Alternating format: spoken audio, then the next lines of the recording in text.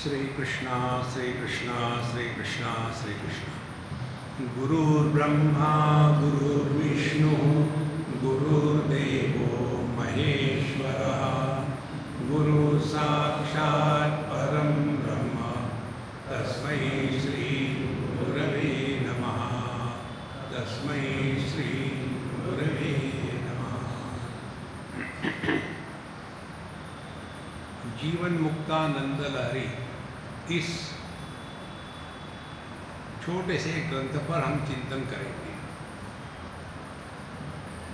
इस ग्रंथ को पढ़ने के बाद हमारे द्वारा अध्यात्म के नाम पर गलतियां होने की ज़्यादा संभावना है। असल में इस ग्रंथ का अध्ययन नहीं करना चाहिए कि हमको हमारी अम्मा ने बताया इस पर बोलो तो हम बोलते हैं। कारण क्या है? देखो,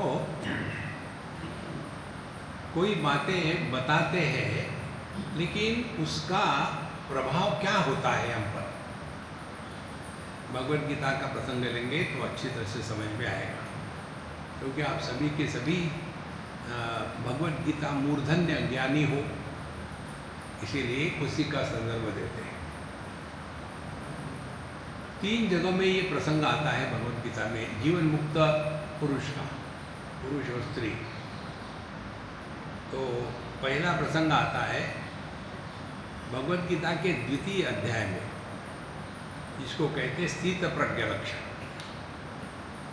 दूसरा प्रसंग आता है 12वें अध्याय में, जिसको कहते हैं ज्ञानी भक्त के लक्षण। देखो, ज्ञान और भक्ति ये भिन्न नहीं है, लेकिन केवल भक्ति ज्ञान से अलग होकर के रहती है तो वो एक आडंबर बन जाता है, और ज्ञान यदि भक्ति रहित हो तो वो केवल एरुडिशन, स्कॉलरशिप, पांडित्य बन जाता है। दोनों गलत है। इसीलिए 12वें अध्याय में भगवान कृष्ण ने बताया अद्वेष्टा सर्वभूतानां इत्यादि। फिर 14वें अध्याय में यही प्रसंग आता है। वहाँ पुरुष प्रकृति का या 3 गुणों से मुक्त होने का जो अनुभव है उसको कहते हैं जीवन मुक्ति। तो वहाँ अर्जुन प्रश्न पूछता है कि जो तीनों गुणों के परे चले गया हो उसके क्या लक्षण हैं। तो ये जो प्रसंग 3 आते हैं, इसका तात्पर्य क्या है? देखो, शास्त्रों में जब तक के हम तात्पर्य निर्णय नहीं कर सकते तब तक के केवल हम शब्द जालम महारण्यम चित्त भ्रमण कारणम, हम शब्दों में ही फंसे रहेंगे और उसी में तू मैं तू चल गया। देखो, तात्पर्य निर्णय का एक अर्थ समझ लो, एक कहानी से समझ लो, आराम से समझ में आता है। ये कहानी हमने बनाई है आपके लिए। एक जगह हमारा सत्संग था, हमारे सत्संग जिन्होंने सुने हैं, जो प्रोफेशनल लिसनर है, उनको सब कंठस्थ है। हम कुछ भी बनाना शुरू करें तो इनको पता होता है। तो एक जगह में सत्संग चल रहा था और सामने एक बूढ़ा बैठे हुए थे, बड़े सिंपल टन, धोती विधि पहने और ऐसे अकड़ करके बैठे नीचे जमीन पर सबके सामने। और फिर हम कुछ बता रहे थे, उसमें एक कहानी बताई। कहानी ये थी, एक बार की बात है, एक मछली एक कुएं में गई और वहाँ जाने के बाद उस कुएं में एक मेंढक था और वो मेंढक भारत का था। इसीलिए प्रश्न पूछना शुरू कर दिया, तुम कौन हो, तुम्हारा नाम क्या है, कहाँ से आए हो, इसलिए आए हो, कब पैदा हुए, मरते क्यों नहीं। ये हिंदुस्तानी लोगों की विशेषता है। हर एक की कुंडली उनको जानना चाहते हैं। तो उसने भी वही किया। अब वो जो मछली थी उसको बोलना है, उसने कहा कि मैं समुंदर से आई हूँ। तो समुंदर क्या होता है? अभी मेंढक ने तो कभी समुद्र देखा नहीं ना, तो मछली क्या बताएगी? बोले पानी होता है। फिर प्रश्न, कितना पानी? तो मछली चुप। तो फिर मेंढक ने कहा इतना नहीं, इतना नहीं। तो क्या दीवार से दीवार तक कूद करके क्या इतना पानी होता है? सरकास्टिकली। अब वो मछली क्या कहेगी? बेवकूफ़ों के सामने ज्ञान की बातें करना वैसा ही होता है। तो मछली चुप हो गई। मौन व्याख्या प्रकटित पर ब्रह्म तत्व युवानम। बोले बताओ, क्यों नहीं बता रहे? बोले ऐसे करो, ये बताया नहीं जा सकता, तुम चलो मेरे साथ। और वो मेंढक को लेकर के समुद्र गए। अब ये मछली पूछती है मेंढक को, बताओ कितना है पानी? मेंढक चुप।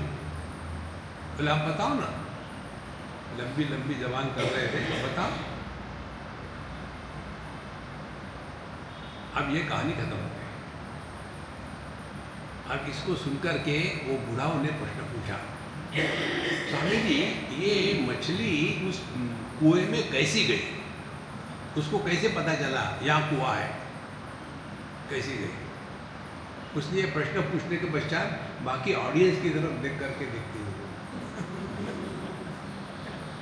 ऐसे प्रश्न। तो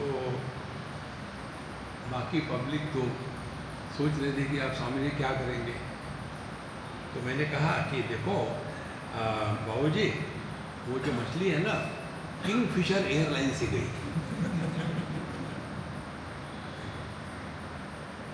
अब ये बताओ, क्या इसमें मछली और मेंढक इसकी कहानी है? क्या समुद्र और कुएं इसकी कहानी है? तात्पर्य निर्णय, मॉरल ऑफ द स्टोरी इसको कहते हैं। क्या मॉरल है? कि जो व्यक्ति छोटे दायरे में फंसा है वो अनंत की कल्पना तक नहीं कर सकता। ये इसका तात्पर्य है।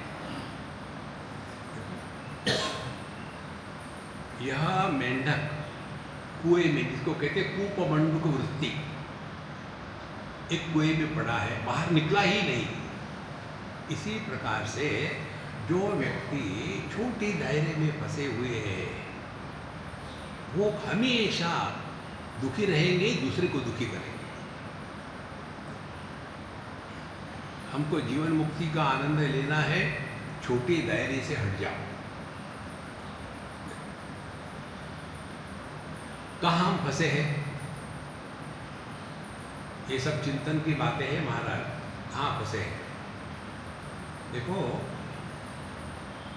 एक ने आके हमको कहा कि स्वामी जी हम बहुत दुखी हैं, हम क्या करें? हमने कहा तुम कर रही हो क्या? मुझे दुखी कर रही हो। जो आदमी स्वयं दुखी होता है वो करेगा क्या? दूसरे को दुखी करो। नहीं, बताइए, मैं बहुत दुखी हूँ। कौन दुखी है? मैं दुखी हूँ। कौन हो तुम? अब ध्यान से सुनना। दुखी कौन होता है? पति, पत्नी, भाई, बहन, माँ, बाप, सास, ससुर। ये ससुर कहीं है क्या? कूपमंडूक वृत्ति, एक कुएं में गिरा हुआ मेंढक। तो जब भी आप दुखी होते हैं ना, तो आपके अपने घर में भगवान कृष्ण, राम, इनकी फोटो लगाओ, एक बड़ा फोटो बना करके लगा दो। कौन सा? एक मेंढक का। और उसके पीछे लिख दो, ये मैं हूं। निकलो यार, उसमें से निकलो। कहाँ फंसे हैं?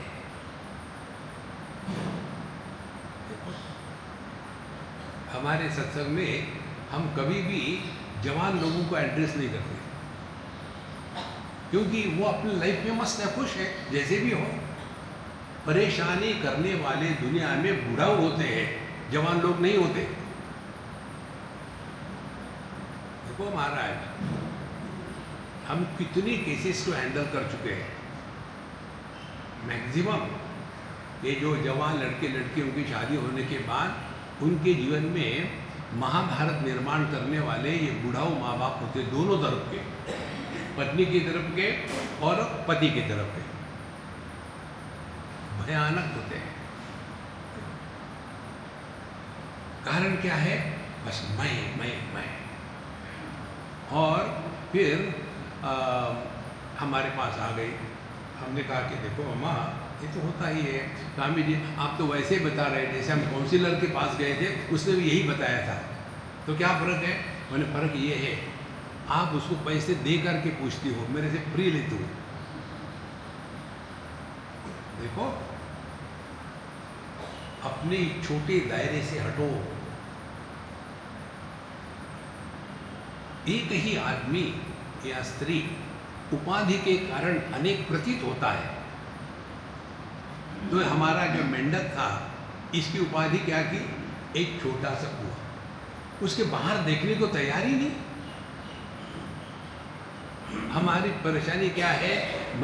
मेरा लड़का, इकलौता लड़का, आप उसने शादी करी, शादी होने के बाद देखो ना 24 घंटे पत्नी के साथ रहता है, क्या तुम्हारे साथ रहेगा? देखो महाराज, ये समझ लो स्पष्ट।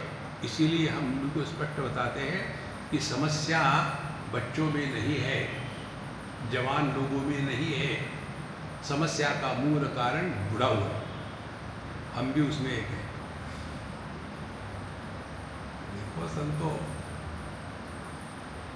नहीं तो इतना सारा सुनेंगे और सुनने के बाद दूसरों को सुनाएंगे, अपने जीवन में नहीं उतारेंगे। इसीलिए ये अध्ययन करना भगवद गीता का, उपनिषद का, इसका प्रभाव अपने पर होना चाहिए। वो नहीं होता। तो जैसे पहला प्रश्न, हम भगवद गीता के माध्यम से सीखेंगे जीवन मुक्ति का अर्थ क्या है। समस्या किसके सामने थी? अर्जुन के सामने थी कि अर्जुन के सामने थी कि अर्जुन के सामने थी? 3 अर्जुन थे भगवद गीता में। पहला अर्जुन था किसी का शिष्य, दूसरा अर्जुन था किसी का पोता, तीसरा अर्जुन था योद्धा। समस्या किसके पास थी? देखो, सास, बहू, father in law, mother in law, लड़का लड़की, पति पत्नी, समस्या कहाँ है? देखो, समस्या औपाधिक व्यक्तित्व की होती है। जहाँ हम उपाधि में फंसे हैं, हमारा विचार बाहर जाता ही नहीं। देखो, दोनों को समझना है, लेकिन बड़न को समझ होनी है, छोटों को नहीं। अब छोटे तो गलती करने के लिए ही पैदा होते हैं। क्यों? हमारे गलती से ही तो पैदा हो गए। वो जो हमारे गलती से पैदा हो गए, वो समझदार कैसे होंगे? अरे यार, ये तो कभी सोचा ही नहीं था। सोचते कब है, ओनली रिएक्शन तो करते हैं। देखो, तो उसकी समस्या जो थी वो किसकी थी, और उसका पूरा निर्णय भगवान ने जो दिया, क्या दिया है? समस्या ना तो युद्ध की है, ना तो कौरव पांडवों की है, ना तो दुश्मनों की है। समस्या है तुम्हारी समझ की। और क्या समस्या है? Wherever wherever whatever you are you 100%? हम अभी कहाँ हैं? सत्संग में। कब? सत्संग जब चल रहा है तब। अब क्या होने चाहिए हम? सत्संगी। लेकिन जहाँ हमने कोई उदाहरण दिया बहू का, सास का, तो चले गए। अब यहाँ बैठ करके देख सकते हैं कौन कहाँ गया है। और फिर आपसे प्रेरणा मिलकर के मुझे उदाहरण याद आते हैं। देखो संतो, जीवन मुक्ति का तात्पर्य कोई हम में विचित्रता निर्माण नहीं होती। तो मूल रूप क्या है जीवन मुक्ति का आनंद प्राप्त करने का? विचार ठीक से करो। अविचार कृतो बंधः विचारेण निवर्तते। तस्मात् विचार कर्तव्यः परमात्मा जीवात्मा। परमात्मा जीवात्मा इनके बारे में चिंतन करो। इसीलिए जीवन मुक्ति का आनंद प्राप्त करने के लिए हमको ध्यान इधर रखना है कि जो भी जीवन में हो रहा है वो किसको हो रहा है। तो जीवन में क्या होता है? पहली बात क्या होती है कि आर्ग्यूमेंट होती है। अर्जुन ने कितने आर्ग्यूमेंट करी भगवान से। इसीलिए हमको जब कोई प्रश्न पूछते हैं ना, हम स्पष्ट कह देते हैं, देखो आपने पूछा मैं बताऊंगा, लेकिन मेरी दो कंडीशन है। मैंने जो कुछ बताना था बताने के बाद no question no argument, discussion नहीं। आपको अस्वीकार करना है करो, बाहर में जाओ, मुझे कोई फर्क नहीं पड़ता। सीधी सीधी बात है। तो अर्जुन ने पहले तो आर्ग्यूमेंट करी, कथम भीष्ममहं संख्ये द्रोणं च मधुसूदन, मैं कैसे भीष्माचार्य द्रोणाचार्य को मारूं, वो तो पूजा करने योग्य है। अब भगवान को क्या पता, अहिर का बेटा क्या पता है उसको, ये तो ज्ञानी थे ना। देखो महाराज, तो भगवान हंसते रहे, बोलते रहो बोलते रहो, और फिर समझाया। देखो कैसे समझाया, एक चांटा लगाया। ये जीवन मुक्ति के आनंद प्राप्त करने की प्रक्रिया है। सोना जब निकालते खदान से तो उसकी पूजा नहीं करते, उसकी ट्रीटमेंट होती है। देखो किसी भी पत्थर की जब मूर्ति बनती है तो उसकी पहले छिनाई होती है अच्छी तरह से। तो भगवान कृष्ण ने पहले उसको डांटा। क्यों डांटा? जो व्यक्ति मोह में है उसके साथ समझदारी की बात नहीं करनी चाहिए। जो आर्ग्यूमेंटेटिव है, आर्ग्यूमेंटेटिव कौन होते हैं? खामोखाम दुनिया भर का कचरा पढ़ के रखा है दिमाग में, समझ तो कुछ है नहीं, और फिर उसका उस ज्ञान का इंडाइजेशन हो गया, और फिर उस ज्ञान के डकार आते हैं, उस डकार को कह दिया आर्ग्यूमेंट। एक ने मुझे लिखा, बहुत लंबा चौड़ा, पहले तो लिखा कि स्वामी जी मेरे इतने विचार है, मैं सोच रही हूँ कि मैं और रिकॉर्ड करके आपको भेज दूँ। तो उसको पता है मैं सुनूंगा नहीं। फिर उसने लिखा 2-3 page, we think I am going to read that.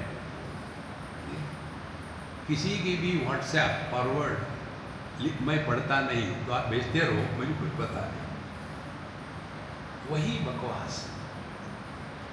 फिर स्वामी जी आप बताइए क्या करूँ? मैंने पढ़ा तो नहीं, फिर लिया मैंने, रिलैक्स रिलैक्स रिलैक्स। और उनकी यही समस्या है, इतना टेंस हो गया था। जो टेंशन में रहते हैं उनको जीवन मुक्ति का आनंद नहीं आता। देखो, तो फिर जीवन मुक्ति को प्राप्त करने का पहला जो टेक्निक है ये है विचार का। क्या विचार करना है? ये जगत में कुछ नया हुआ कि आज तक एक भी घटना नई नहीं हुई। ये हमारा जो सत्संग चल रहा है ना, ये पहली बार नहीं चल रहा है, ये करोड़ों सालों से चल रहा है। आप भी वही हो, मैं भी वही हूँ, आपको भी कुछ फर्क नहीं पड़ा, मुझे भी कुछ फर्क नहीं पड़ा, ऐसे ही चल रहा है। फिर क्यों आ रहे? Life is a time pass. Gambhirananda बनकर के अध्यात्म नहीं होता, हमेशा दिमाग चढ़ा हुआ है। रिलैक्स। तो अर्जुन को डांटने के पश्चात, डांटना क्यों पड़ता है? क्योंकि हमको चैनल चेंज करना है। जब अर्जुन अपने मूर्खता को जस्टिफाई कर रहा था, तो ऐसे अपने मूर्खता को जस्टिफाई करने के लिए उसको समझाने से नहीं समझ में आता, एक चाटा लगा। भगवान कृष्ण ने उसको गाली दी, क्लैब्यम मास्मगम पार्थ, अर्जुन तुम नपुंसक हो क्या? अब देखो, युद्ध के मैदान में एक इतने बड़े योद्धा को नपुंसक कहना, इससे बढ़कर के और क्या अपमान हो सकता है? ये मालूम है कैसा है? हम लोग देखते हैं टीवी और कुछ प्रोग्राम चल रहा, हमको अच्छा नहीं लगता तो हम बदलना चाहते हैं, तो वो बदलने के लिए एक स्विच काफ़ी है, बदल गया। इतने आसानी से हमको अपने जीवन की समस्या को बदलना आना चाहिए, तब जाकर के जीवन मुक्ति का आनंद आता है। तो एक ही को लेकर के फंसे हुए, मुझे ये नहीं अच्छा लगता, बदलो न चैनल, नहीं बदलता नहीं, उठो पीर जाओ वहाँ तक के, वहाँ तक कौन जाएगा, फिर दुखी हो जाओ। Learn to change the topics, ये है जीवन मुक्ति का आनंद। तो उसी में फंसे हुए हैं 24 घंटे, निकल जाओ। और उसके लिए एक ऐसा झटका चाहिए जीवन में, समझ लेना, अपने जीवन की हर एक घटना अच्छी या बुरी हमारे उद्धार के लिए भगवान ने डिजाइन करी होती है। हमारी जीवन में एक भी घटना गलत नहीं होती, आवश्यक होती है। इसीलिए फिर भगवान ने अर्जुन को बताया, देखो तुम ज़्यादा शाने मत बनो, ज़्यादा ज्ञानी मत बनो, क्योंकि ये हमेशा ऐसा ही होता था, इतने लोग मरेंगे, ये होगा वो होगा, कौन नहीं मरा? ठीक, हमेशा ही कोई मरता नहीं, कोई पैदा नहीं होता। एक सिद्धांत आपको बताते हैं, डाइजेस्ट करके देखो। मृत्यु यह सबसे बड़ी ब्लफ है, आज तक कोई मरा नहीं, और इसी मृत्यु को लेकर के डर डर के जीते हैं। मर के दिखाओ, आज तक कोई नहीं मरा। महाभारत के विचार है ये, उसी को लेकर के प्रश्न चलते, कहाँ जीवन मुक्ति का आनंद होगा? फिर प्रश्नों से पता चलता है, हाँ जी, मरने के बाद क्या होता है? अब क्या उत्तर दे?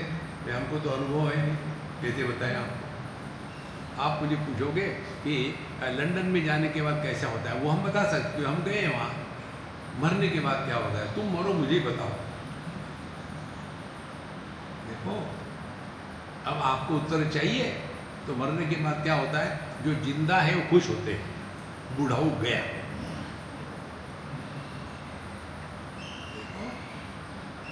अध्यात्म में रह करके मृत्यु के डर से जीना, ये जीवन मुक्ति नहीं है, ये जीवन मृत्यु है।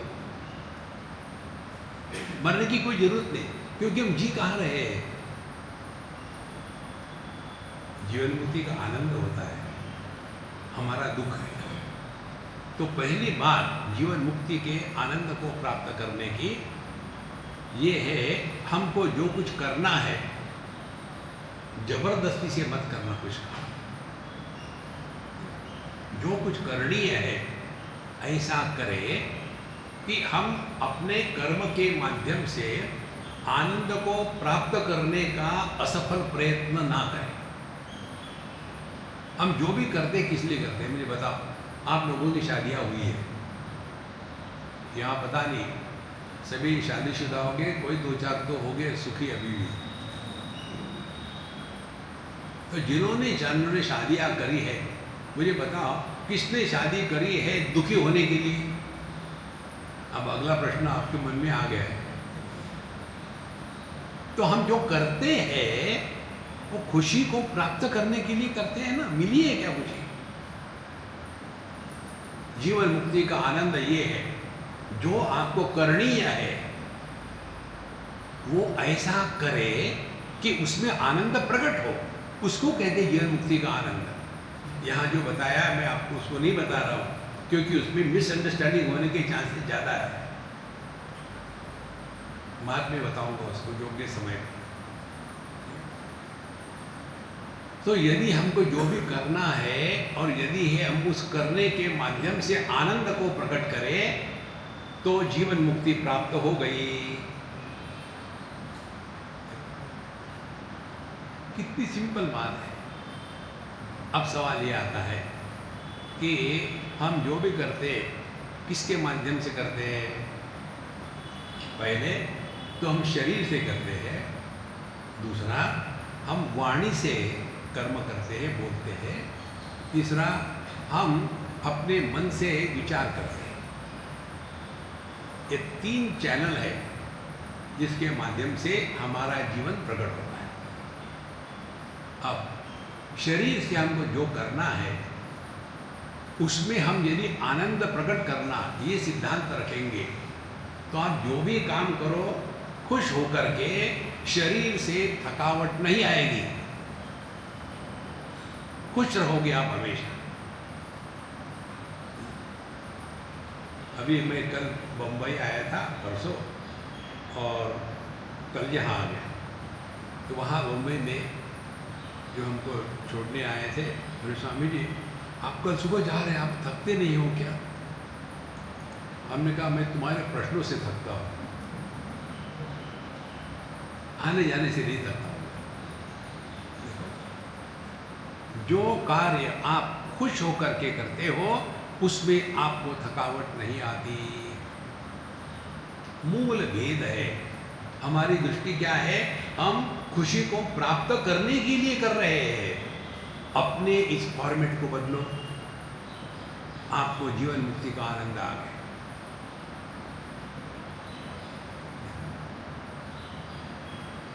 जब ये कोरोना फेस्टिवल चल रही थी ना, तो उस समय मुझे किसी ने पूछा फ़ोन करके, स्वामी जी माफ़ करना, हमने कहा आपके आप तो मैं डांटूंगा तुमको, क्यों मुझे डिस्टर्ब कर रही हो? बोले नहीं स्वामी जी एक बात पूछनी है कि आप अभी तो कैमरे के सामने बात कर रहे हैं, कोई तो है नहीं आपके सामने, लेकिन आपका ये कैमरे के सामने का लेक्चर और पब्लिक के सामने का लेक्चर एक जैसा ही है, आपको कुछ फर्क नहीं पड़ता क्या कि कोई सामने है या नहीं है?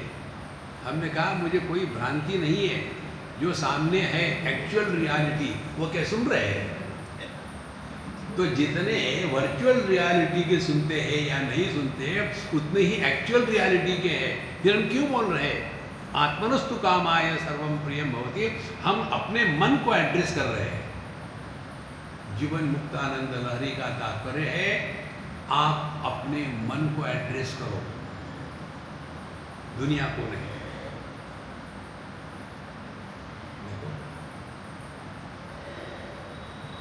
एक बार एक बुढ़ाऊ हरिद्वार चले गए, तो घर के जो बच्चे थे ग्रैंड चिल्ड्रन, उनको खेलने के लिए खिलौना था नहीं, तो उन्होंने अपने माँ से पूछा कि मम्मी मम्मी दादाजी कहाँ चले गए, हम बड़े बोर हो रहे उनके सिवा, क्यों उनके साथ खेलने में मज़ा आता है।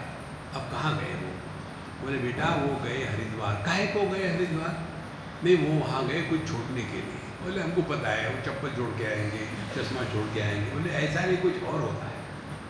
कब आ रहे हैं? बोले आज ही आ रहे हैं। अच्छा आ रहे हैं। बच्चे एक्साइटेड खुश हो गए और आने के बाद पूछते कि दादाजी दादाजी मम्मी ने बताया आप हरिद्वार गए थे कुछ छोड़ने के लिए। हाँ बेटा। आप क्या छोड़ के आए? चश्मा? बोले नहीं। चप्पल? बोले नहीं। अंगवस्त्र? बोले नहीं। फिर क्या छोड़ के आए? बोले बेटा मैं गुस्सा छोड़ के आया। अब बच्चों को खेलने के लिए खिलौना मिल गया। दादाजी दादाजी आप हरिद्वार गए थे तो क्या छोड़ के आए? बेटा मैं गुस्सा छोड़ के आया। दादाजी दादाजी आप हरिद्वार गए तो क्या छोड़ के आए? बेटा मैं गुस्सा छोड़ के आया। दादाजी दादाजी आप वहाँ गए थे क्या छोड़ के आए? कितने बार बताए आप गुस्सा छोड़ के आए। देखो महाराज, इसी प्रकार से जीवन मुक्तानंद लहरी, मैं गला फाड़ फाड़ के बता रहा हूँ, आप लोग सुधरते नहीं। अरे तुम स्वयं सुधरो फिर दूसरे को सुधारो। ये कब होगा?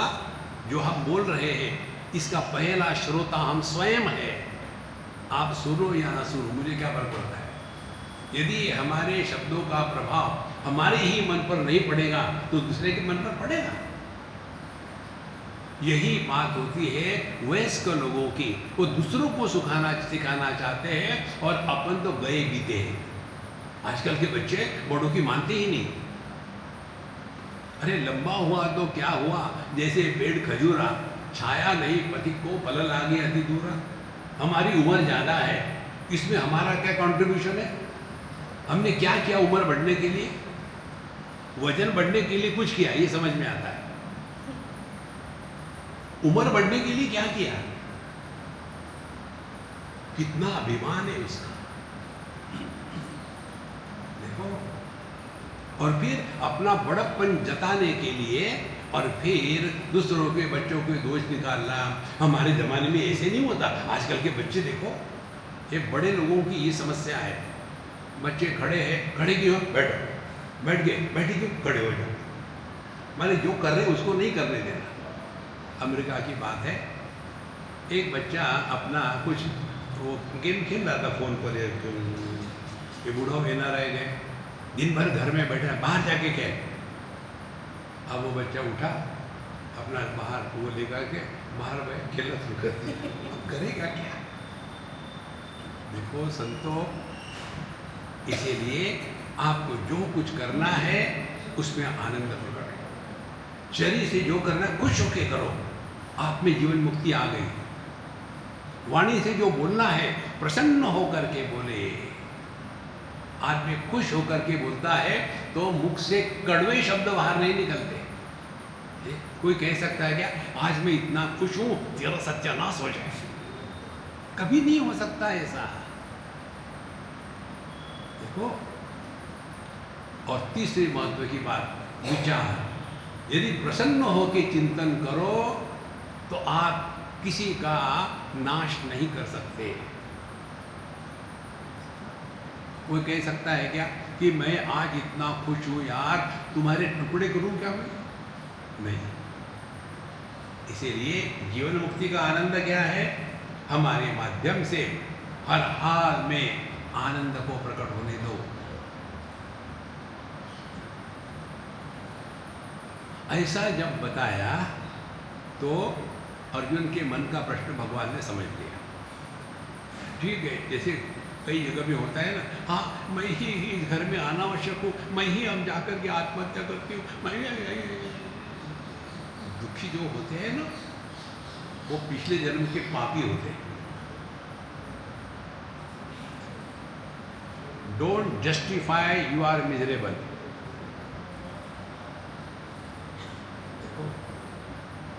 दुष्कर्म का फल दुख है, सत्कर्म का फल आनंद है। जैसे एक हमारे मित्र, दिल्ली की बात है, हमको मिलने आए और बोले कि स्वामी जी आपको खुशखबरी देनी है। हमने कहा बुढ़ाओ अब क्या खुशखबरी, फिर से शादी करी क्या? बोले नहीं जी, अब मैंने सिगरेट पीना छोड़ दिया। हमने कहा इसमें क्या खास बात है, हम तो पीते ही नहीं। बोले फिर आपको क्या मालूम है इसका मजा क्या है? क्या है बताओ। मैंने 60 साल तक सिगरेट पी, अब छोड़ दी। हमने कहा ध्यान से सुनना, अभी जीवन मुक्ति का आनंद अपने जीवन के हर एक अनुभूति से हमको सीखना है और कहीं नहीं जाना। हर एक अनुभव हमारा गुरु बनेगा यदि हम उससे सीखेंगे तो हमने कहा देखो ये हमारा सिद्धांत है, अब आप हमारे प्रश्न के उत्तर का आर्ग्यूमेंट मत करो। ठीक है, आपने 60 साल तक सिगरेट पी, हाँ जी, आपको कितनी खुशी हो गई? समझने के लिए, गणित के लिए समझो आपको 1 यूनिट खुशी हो गई। हाँ जी, अब आपने छोड़ दिया सिगरेट पीना 60 साल के बाद। हाँ जी, अब कितनी खुशी हो गई उस x के कंपैरिजन में? बोले स्वामी जी क्या बताएं, x मल्टीप्लाइड बाय इंफिनिट, मैंने कितनी खुशी हो गई। तो सीखा क्या? भोग से ज़्यादा त्याग में आनंद है, बकवास से ज़्यादा मौन में आनंद है, दूसरे के दोष देखने से ज़्यादा उन दोषों के प्रति उदासीन रहना, उसमें आनंद है। ये है जीवन मुक्ति की दृष्टि। इसीलिए हमको जीवन मुक्ति का आनंद प्राप्त करना है तो ये जीवन में नित्य निरंतर होना है, दूसरे को नहीं सिखाना। हमने अपना सत्यानाश किया है, अपने को ही सुधारना है। अच्छा, इसके लिए भगवान ने महत्व दिया बुद्धि को। भगवान कहते बुद्धि को लेकर के, यदा ते मोह कलिलम बुद्धिर्व्यति तरिष्यति तदा गंता से निर्वेदम श्रोतव्य से श्रुतस्य च। तुम्हारे बुद्धि में कीचड़ हो गया है, दुनिया भर की चीजें सुन सुन के डाइजेशन तो किया ही नहीं। गंगा गए गंगादास, जमुना गए जमुनादास, घर में आए तो देवदास, तो क्या समझ में आएगा? चिंतन करना है, श्रवण के बाद चिंतन करना है। तो मोह कलिलम तुम्हारे बुद्धि में कीचड़ बन गया है, जब ये निकल जाएगा तब तुमको समझ में आएगा कि जगत में दुख का कारण हमारी नासमझी है। जगत में दुख कहीं नहीं।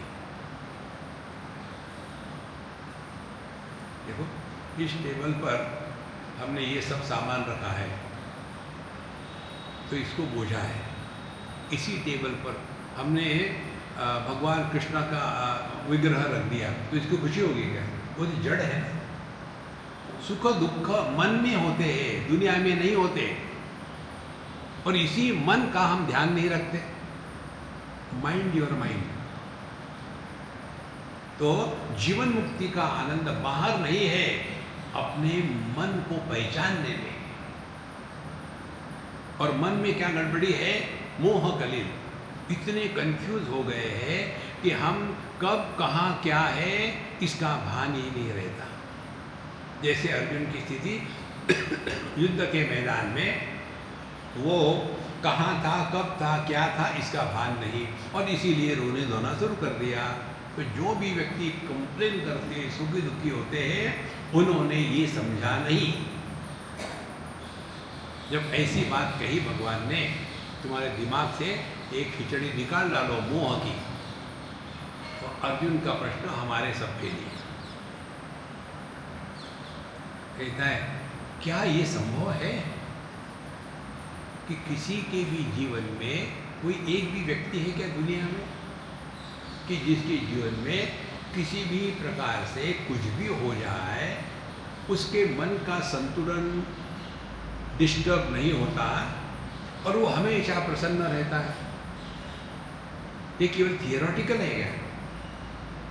तो ये जो जीवन मुक्ति हम पढ़ने जा रहे हैं, ये जीवन मुक्ति काल्पनिक नहीं है। इसके पीछे की बातें क्या है उसको हमको देखना है। देखो, एक बहुत बड़ी बिल्डिंग अब देखते हैं। उस बिल्डिंग के स्थिर होने के लिए पहले जमीन के अंदर में उसका पाया बना रहता है। इसी प्रकार से जीवन मुक्ति के आनंद का जो बेस है, वो बेस यहाँ बता रहे द्वितीय अध्याय में। तो क्या कहते हैं? चार बातें बताते हैं, क्योंकि अर्जुन ने चार प्रश्न पूछे थे। प्रश्न चार क्या थे अर्जुन के? कि जीवन मुक्त पुरुष जो होता है उसके लिए मेडिटेशन का क्या मायना है? तो 24 घंटे आंखें बंद करके बैठा रहता है, और क्या वो घर में अपने आप को बांध के रखता है, कहीं बाहर जाता नहीं, और लोग से जब बात करता है तो कैसी बात करता है? या अपने ही घर में बैठा, घूमता भी नहीं बाहर? कैसे समझे कि ये जीवन मुक्ति हमको उपलब्ध है या नहीं है? अब यहाँ महत्व की बात सबके लिए, यहाँ जो प्रसंग है ये हमको अन्य व्यक्ति का मूल्यांकन करने के लिए नहीं है। नॉर्मली यही हो जाता है, वो महात्मा मुझे नहीं लगता अच्छे, उनको कुछ आता नहीं है, तो आपने अध्यात्म में प्रवेश नहीं किया। अध्यात्म माने ध्यान अपनी तरफ हो, दूसरों का इवैल्यूएशन करना ये अध्यात्म नहीं है। इसीलिए पहली बात जो भगवान कहते हैं अर्जुन के प्रश्न को लेकर के, जीवन मुक्त पुरुष के लिए ध्यान का मतलब क्या है? वो अपने अंतःकरण में एक भी कामना का समर्थन नहीं करता, वो जीवन मुक्त है। जो है वो ठीक है, बढ़िया है। हम जाते नर्मदा जी के किनारे, भीमपुरा नाम का स्थान है, हर साल वहाँ एक हमारा सत्संग होता है, रिट्रीट होती है आनंदमयी माँ के आश्रम में। और वहाँ जब खाने को बैठते हैं ना, तो पहले सब जयकारा हो जाता है, नर्मदा माता की जय, नर्मदेश्वर महादेव की जय कर करा करके आखिरी में वो कहते हैं, हाँ अब आप लोग कहो। वो बांग लगाते हैं, आज का भोजन, सब जोर से चिल्लाना पड़ता है, बहुत अच्छा है, अभी खाया नहीं, आज का भोजन बहुत अच्छा है। नहीं, जोर से कहो, ऐसे नहीं होता, 3-4 बार कह लाएंगे, आज का भोजन बहुत अच्छा है, 3-4 बार अच्छा है अब खाओ। अब किस मुख से कहोगे कि अच्छा नहीं है? इसी प्रकार से आप हाउ आर यू, हाँ जिंदा है, बनो ना फिर, खुश रहो महाराज, खुश रहो। ये जीवन मुक्ति का आनंद है। और खुशी कब होती है? यदा सर्वान मनोगतान कामान प्रजाति, जब आपके मन में एक भी कामना नहीं है, उसके लिए हमारा हैप्पी मंत्र क्या है? मारवाड़ी बनो, जो थारी राय सो मारी राय। हर जगह हम चाहते हैं ऐसा होना चाहिए, वैसे होना चाहिए, जहां है वहां खुश रहो, दुख को दुखी कर दो। देखो, इसीलिए जीवन मुक्ति को प्राप्त करने के लिए पहली साधना ये है, प्रजाहाति यदा कामान सर्वान पार्थ मनोगता। हाँ, हमको भी इच्छा ही नहीं रही स्वामी जी आजकल, तो क्या ये अध्यात्म है? नहीं, ये डिप्रेशन है। डिप्रेशन में भी आदमी विड्रॉ हो जाता है, डिस्पैशन में भी विड्रॉ हो जाता है। डिप्रेशन में विड्रॉ होना उसको रोग कहते हैं, और डिस्पैशन में विड्रॉ होना उसको जीवन मुक्ति का आनंद कहते हैं। यही बात यहाँ बताएंगे। इसीलिए आत्मन्नेवात्मना तुष्टः, खुश होने के लिए कुछ कारण नहीं है, खुश है इसीलिए खुश है। जो किसी कारण से खुश होगा वो उस कारण पर अवलंबित होगा। जैसे चाय पीने वाले, हम अपना अनुभव बताते हैं, हमको सुबह उठ करके चाय चाहिए, तो वहाँ चाय की केटल, बिजली की और चाय की पत्ती, बाकी कुछ नहीं चाहिए। और कई जगह हम जाते हैं, जिनको मालूम है वो तो रखते हैं, जिनको पता नहीं होता, भूल गए, कि सुबह जब उठते हैं 4 बजे उठ के हमको चाय चाहिए। अब हम देखो, अरे बाप रे, आज इन्होंने क्यों नहीं रखी, कोई और मांगा तो बनी, मन में किचर किचर शुरू हो जाती है। देखो, और फिर बड़ा अनकम्फर्टेबल, और फिर जब चाय मिल जाती है, हाँ, इससे सीखा क्या? चाय की कामना, इच्छा माने मन में विक्षेप, विक्षेप युक्त मन को ही दुख कहते हैं। जिस मन में एक भी विक्षेप नहीं है, लेकिन जो मन सो नहीं रहा है, उसको आनंद कहते हैं।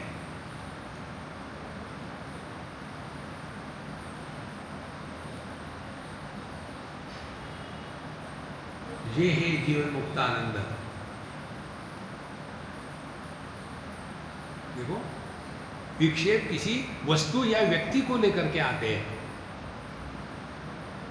आप किसी भी वस्तु व्यक्ति को महत्व दे दो, वो आपको परेशान करेगा। वस्तु व्यक्ति नहीं, महत्व। उदाहरण ले लो, अभी के अभी चटमंगनी पड़ गया, आप पति पत्नी बन जाओ 2 क्षण के लिए, और फिर चिंतन करो, as a husband, as a wife, think,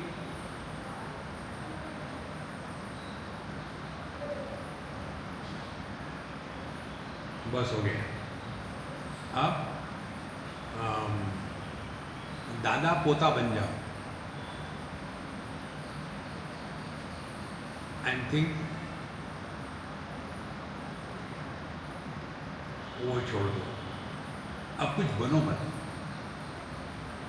remain as nobody and think. तो ये एक्सपेरिमेंट का कंक्लूजन क्या है? ध्यान से सुनना। विचारों के निर्माण के लिए संदर्भ चाहिए। Without a reference you cannot think. जब हम गहरी नींद में खर्राटे मारते हैं, उस समय विचार न आने का कारण कोई संदर्भ ही नहीं है।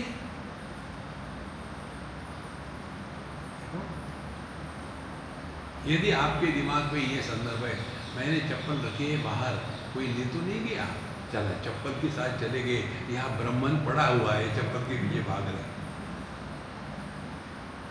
इसको सीखना है। तो जब हमारे मन से किसी भी वस्तु व्यक्ति को लेकर के परेशानी होती है, उसका सीधा अर्थ ये है, हमने उसको अनावश्यक महत्व दिया है। तो यदि हमने महत्व दिया है तो उसका त्याग हमको ही करना पड़ेगा ना। जैसे सुबह उठ करके चाय चाहिए, हमने महत्व दिया है, चाय ने तो नहीं दिया, किसी ने नहीं दिया, हमने दिया है। तो नहीं मिलती है तो गुस्सा आ गया, और मिलती है तो खुशी हो गई। तो साधना क्या है? जीवन मुक्ति का आनंद। आपने जिसको जिसको महत्व दिया है, उन सब से उपरत हो जाओ। कैसे उपरत हो जाओ? wherever, whenever, whatever you are, be 100% followed by Karnataka. That's it. जहाँ भी रहना है पूरी तरह से रहो, यही है जीवन मुक्ति का आनंद। पहला श्लोक यही है। लेकिन उसमें फंसो मत। लेकिन हमारा चक्कर यही है, हम उसमें फंस जाते हैं।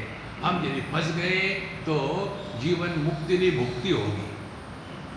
इसीलिए दो बातें जीवन मुक्ति के आनंद को प्रकट करने की, जागृत करने की। ये आप आधे घंटे का मेडिटेशन करके फ्रस्ट्रेशन मत होना। देखो, ये मेडिटेशन के चक्कर में अपने आप को बर्बाद मत करना। सबसे ज़्यादा कंफ्यूज कोई बात है तो ये मेडिटेशन है। उससे भी ज़्यादा कंफ्यूज कुछ है तो ये कुंडलिनी है। उस चक्कर में मत पड़ना, रिलैक्स हो जाओ। ना कुछ पाना ना कुछ खोना।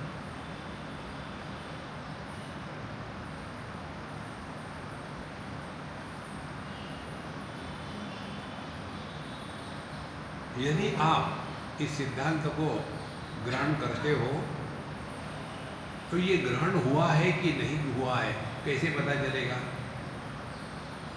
और इसी से आपको जीवन मुक्ति मिलेगी। इससे मैं समझो आपको पूछता हूँ कि पिछले साल मैं जब आया था तब मैंने किस विषय पर यहाँ सत्संग किया था, उनको याद नहीं आ रहा। मैं ट्राई करता हूँ। ओके, अच्छा, मैं पूछता हूँ आपको, महात्मा गांधी का मरते समय वजन कितना था? नहीं याद मुझे। कल 10 बजे आप कहाँ होंगे? नहीं मुझे। इतने साल पहले इतनी जगह कहाँ थे? नहीं मालूम। तो सभी प्रश्नों को लेकर के हाँ या ना ये दो विकल्प आते हैं। अब एक प्रश्न, आप अपने को जानते हो या नहीं जानते? माने मैं हूँ या मैं नहीं हूँ, ये विकल्प है क्या?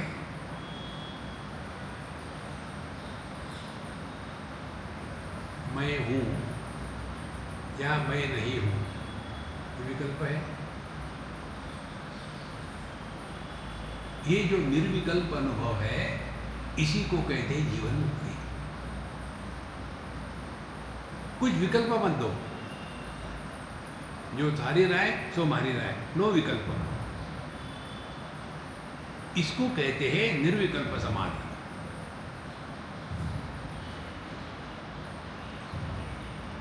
अभी आपका जो अनुभव है,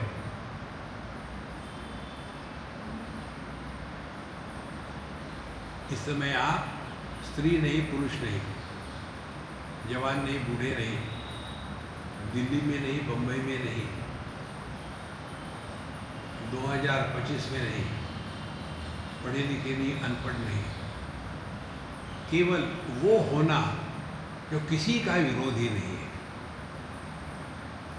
यह निर्विरोध सत्ता को पहचान करके जगत में व्यवहार करना, जैसा भी हो खुश रहना, उसको कहते हैं जीवन मुक्तानंद दर। और इसको लेकर के भगवान शंकराचार्य ने जो लिखा है, इसमें मैं आपको गारंटी देता हूँ गलती करने के 100% चांसेस है। ये इतना हमने जो पहले इंट्रोडक्शन दिया है इस गलती से बचने के लिए। पुरे पौरान पश्यन् युवती नाम कृतिमयान सुवेशान स्वर्णालंकरणा स्वयं साक्षात् दृष्टेत्यपि कलयस्तै सहरमन मुनिर्न व्यामोहम भजति गुरु दीक्षा शततम। शहरों में बड़ी सुंदर सुंदर लोग हैं, सुंदर सुंदर लड़कियां हैं, अच्छे अच्छे कपड़े पहने हैं, दिखने को बड़ी ही अच्छी है, मेकअप किया हुआ है, उन सब के साथ बिल्कुल अनेक प्रकार के आभूषण उनके शरीर पर है, उनके साथ डांस हो रहे हैं, बातें हो रही है, सबके साथ मिल रहे हैं, इसको कहते हैं जीवन मुक्ति। अब तो मैं जीवन मुक्ति को लेके ही रहूंगा।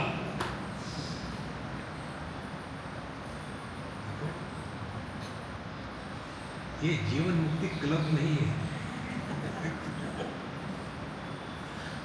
मैंने इसीलिए कहा कि इसको पढ़ करके गलती होने के चांसेस ज़्यादा है, समझदारी का कम है। देखो, ये बहुत कठिन बात है। शुक्राचार्य जी के जीवन की एक कथा आती है। हर एक को ऐसे ही लगता है कि अपना बाप समझदार नहीं है, उनको भी वही रहा। तो उन्होंने पूछा पिताजी को, पिताजी ने बताया व्यास जी ने, तो उसको लगा कि पापा को कुछ आता नहीं, उनको कुछ आता तो मेरे जैसे बेवकूफ़ को क्यों पैदा करते। फिर बोले बेटा तुम ठीक कहते हो, मुझे नहीं ठीक से आता, तुम ऐसे करो, एक बहुत बड़े सिद्ध महात्मा है, ज्ञानी है, जीवन मुक्त है, जनक जी महाराज, उनके पास चले जाओ, वो तुमको बताएंगे। और वहाँ जाने के बाद शॉर्ट में कथा हो तो उनको उनकी परीक्षा ली जाती है। परीक्षा के ली जाती है, पहले तो आ गए, छठी के बाहर खड़े रखो, अभी मत आना। 7 दिन उनको बाहर खड़ा रखते हैं और वो 7 दिन तक एक ही जगह में खड़े रहते हैं, शुक्राचार्य महाराज। और फिर मैसेज आता है, क्या हुआ उस लड़के का? तो वही खड़ा है, 7 दिन से, हाँ वही खड़ा है, अच्छा उसको अंदर आने दो। अंदर आ गए। अंदर आने के बाद आप इसको नहलाने धुलाने के लिए सब लड़कियों को भेजो, गरम गरम पानी, सब कुछ, और सभी सुगंध, और बड़ी सुंदर लड़कियाँ उनको नहला रही है, और ये शांत बैठ कर के पत्थर के जैसे उनको नहला दिया, कपड़े बनाए, बहुत सुंदर सुंदर कपड़े पहनाए। फिर गए, कुछ नहीं, वो ऐसे पड़े तो कुछ फर्क ही नहीं पड़ता। अच्छी बात है। ये तीसरी बात कहते हैं, उनको बुलाओ, यहाँ दरबार में संगीत का कार्यक्रम होगा। तो संगीत के कार्यक्रम में उनको बुलाते हैं और उनके हाथ में एक गिलास पानी भर के देते हैं, और ये सब संगीत चल रहा है, गाना नृत्य चल रहा है। और कहते हैं इस हॉल के अंदर से ही प्रदक्षिणा करो, 11 प्रदक्षिणा करो, और ये सब वहाँ गाने, नाच, तमाशे सब चल रहा है। और शुक्राचार्य, छोटा सा लड़का, हाथ में पानी लेकर के पूरे 11 चक्कर लगाता है, एक बूंद भी पानी नीचे नहीं गिरता। देखो कितनी परीक्षा हो गई। इसीलिए जीवन मुक्ति का तात्पर्य ये नहीं है कि हमको कहीं जाना है। आप क्लब में क्यों जाते हैं? नहीं, हम जरा प्रैक्टिस कर रहे हैं जीवन मुक्ति की। ये मत करना, अपनी औकात पहचाने। देखो तात्पर्य क्या है? तात्पर्य ये है, जगत में कितने भी प्रलोभन हो, जगत में कितनी ही ऐसी परिस्थिति आए कि हम उसके द्वारा प्रभावित हो करके जो नहीं करना है वो करेंगे। अब ध्यान से सुनना। उसके पश्चात यदि हमारे मन में किसी भी प्रकार की ग्लानि निर्माण हो जाती है तो भोक्ता निर्माण हो गया। जीवन मुक्ति का तात्पर्य है कर्तृत्वाभिमान और भोक्तृत्वाभिमान, इससे 100% मुक्ति। जीवन मुक्तानंद, जीवन से मुक्ति, मरना नहीं है। और इसको पहचानना, करना कुछ नहीं है, अपनी अनुभूति से सीखो। कल उदाहरण नहीं आता, ये उदाहरण हमको 1000 बार देंगे। दृष्टि सभी रूप रंग का दर्शन करती है, लेकिन किसी के भी द्वारा प्रभावित नहीं होती, तो दृष्टि में निवास करना यह जीवन मुक्ति है। एक उदाहरण है। फिर कोई भी शब्द आ जाए अच्छे बुरे, उसका प्रभाव कान पर नहीं पड़ता, तो हम श्रवण शक्ति में निवास करें, शब्द कुछ भी आ जाए उससे प्रभावित न होवे, तो जीवन मुक्ति है। इसी को लेकर के हमारा हैप्पी मंत्रमाला। देखो, सुनो, मत बोलो। दुनिया क्या है? अस्ति भाति प्रिय नाम रूप इति पंचांशकम आद्यत्रयम ब्रह्म रूपम जगत रूपम ततोद्वयम्। अस्ति भाति प्रिय सच्चिदानंद, ये परमात्मा है। नाम रूप ये दुनिया है। तो रूप देखते हैं हम आंखों से और शब्द सुनते हैं कानों से। देखो सुनो माने दुनिया में रहो। देखो सुनो, मत बोलो, डोंट रिएक्ट। जब हम रिएक्शन नहीं करेंगे तो अनुभव कर्ता का जन्म नहीं होगा। इसीलिए एक्सपीरियंस विदाउट एक्सपीरियंसर इज जीवन मुक्ति। देखो, और यहां जो बताया है, इतने ऐसे स्थानों में सब कुछ हो रहा है, नाच चल रहे, गाने चल रहे, सब कुछ चल रहा है, लेकिन इन पर कोई प्रभाव नहीं पड़ता। देखो, बुरा नहीं देखना, इसलिए सब बुराई का नाश करो, नहीं, कोई जरूरत नहीं। आपने निर्माण करी क्या? नहीं, चुप रहो। लोग गाली देते हैं, गाली देने दो, सुनना नहीं सुनना तुम्हारे हाथ में। जैसे हम इतना सत्संग कर रहे, सुनते हैं क्या? यही टेक्निक दुनिया में लगा। देखो यहाँ बताते हैं हमको, देखो तुम साक्षात सच्चिदानंद हो। हाँ स्वामी जी, आपको एक सज्जन हमको ड्राइव कर रहे थे, धीरे धीरे चल रहे थे। हमने कहा यार जल्दी चलो महात्मा जी, क्यों धीरे धीरे जा रहे हैं? तो उन्होंने कहा स्वामी जी हम कहाँ महात्मा है, आप हमको महात्मा नहीं। ठीक है बेवकूफ़, जल्दी चल। जब हमने कहा बेवकूफ़ जल्दी चल, उनको गुस्सा नहीं आया, उनको आश्चर्य लगा। स्वामी जी को कैसे पता चला कि सब मुझे बेवकूफ़ कहते हैं? देखो संतो, जीवन मुक्ति माने हमेशा मौज में रहना। हम मौज में रहते नहीं, मौज करते हैं। Being happy is different from becoming happy. तो जगत में हर प्रसंग हमारी आध्यात्मिक साधना हो सकती है, और हमको कहीं भाग नहीं जाना है। देखो, नहीं तो फिर हर चीज को लेकर के रिएक्शन करेंगे। एक आसाम की बात है, हम किसी बंगाली के यहाँ खाना खा रहे थे, वो अम्मा आती थी। बंगाली माने मांस मच्छी।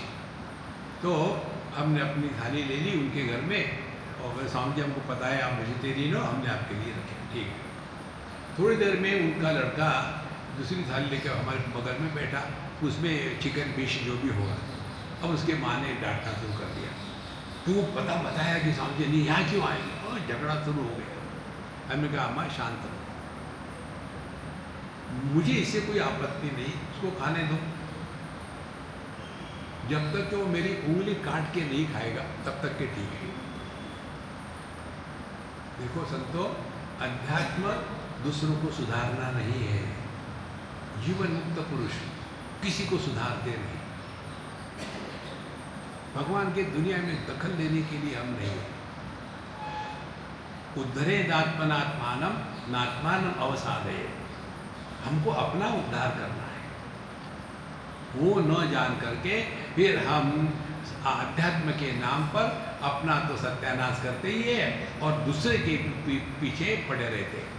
इसीलिए संतो, यह जो जीवन मुक्ति का आनंद यहाँ बता रहे हैं कि आप जगत में रहकर इस चक्कर में मत पड़ो, आजकल की लड़कियाँ कैसी होती है, ये कर, आपको किसने पूछा? एक VHP का प्लेटफॉर्म था, वहाँ हमको ले गए थे सत्संग के लिए, और हमको जो ले गए थे बता रहे थे, स्वामी जी आप एक बात जरूर बताना। क्या बताऊँ? बोले आजकल की लड़कियाँ बाल काटती है, ये हमारे हिंदू धर्म के अनुसार बाल काटना धर्म विरुद्ध है, उन्होंने नहीं काटना चाहिए, ये आप बताओ। हमने कहा आप ही बताओ ना, मैं भी सुनूंगा। बोले नहीं आप बताओ। अब जो धर्म बाल काटने से कट जाता है वो बाल बचेगा। देखो, दुनिया को सुधारना नहीं, आप यदि ये कल्पना करोगे समाज सेवा ये अध्यात्म है, तो हम अपने आप का सत्यानाश कर रहे हैं। आपको जो करना है करो, नथिंग रॉन्ग। दूसरे को सुधारना यह अध्यात्म नहीं है। हमको सुधारना है अपने आप, नहीं तो उसी में लगे रहते। देखो ना आजकल लड़कियाँ फटे फटे कपड़े पहनती है, क्या दरिद्री आ गए। किसने पूछा आपको?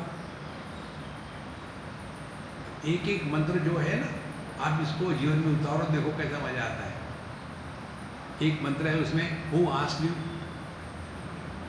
कितनी बार हम बोल देते, किसी ने पूछा क्या? ये क्यों बोल रहे हैं? धीरे धीरे जीवन मुक्त पुरुष जगत में रहेगा, लेकिन जगत के द्वारा प्रभावित नहीं होगा। और जितनी ये सूक्ष्मता बढ़ेगी ज्ञान की, उतना आपका अनुभव भिन्न होगा। जैसे हम दर्पण में देखते हैं तो हमारा अनुभव भिन्न है, एक कुत्ता दर्पण में देखता है तो उसका अनुभव भिन्न है। इसी प्रकार से जीवन मुक्त पुरुष दुनिया में रहता है, उसका अनुभव भिन्न है। और हम जो दुनिया में रहते हैं, हमारा अनुभव भिन्न है। तो जीवन मुक्त पुरुष आदमी दर्पण के सामने उसका है, और हमारा अनुभव एक कुत्ता दर्पण के सामने उसके जैसा है। तो कुत्ता क्या करता है? दर्पण में देखा कुत्ते को प्रतिबिंब, उसके साथ झगड़ा शुरू कर दिया, भोंकना शुरू कर दिया। इसी प्रकार से ये दुनिया को लेकर के हम भोंकना शुरू करते हैं, दुनिया ऐसी दुनिया वैसी, ये करना चाहिए वो करना चाहिए। तुमने अपना तो सत्यानाश कर दिया है, दूसरे को क्यों मदद कर रही? जीवन मुक्तानंद रही है, नहीं तो इसका आप बिल्कुल शब्दशः भाषांतरण ले लो। जब कोई ज्ञानी महात्मा नगर में रंग बिरंगे वस्त्रों स्वर्ण भूषणों से सुसज्जित विचित्र चित्रों के समान आकर्षक देखने वाले स्त्री पुरुषों को देखते हैं तो वो उनके साथ आनंदपूर्वक क्रीड़ा करते हैं, परंतु वह सत्य के ज्ञाता जो कुछ देखते हैं उसका केवल साक्ष्य मात्र होते हैं। जिसका अज्ञान गुरु की कृपा से दूर हो गया है, वो कभी मोहग्रस्त नहीं होता। अब देखो इसमें क्या हो गया, मोह का नाश किया है, दुनिया को सुधारा नहीं।